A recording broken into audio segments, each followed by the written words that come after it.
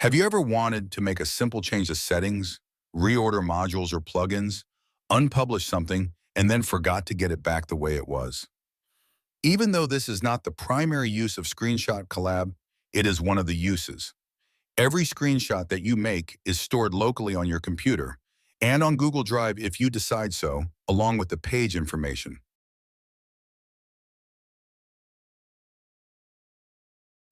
By using Side Panel, you are able to see and filter previous screenshots, and they can function as a reminder.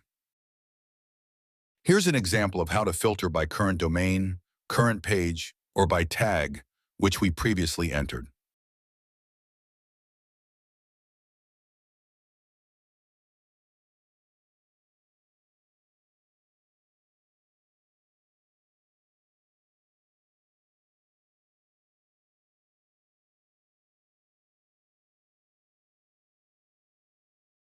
Now we just need to make sure we copied it right.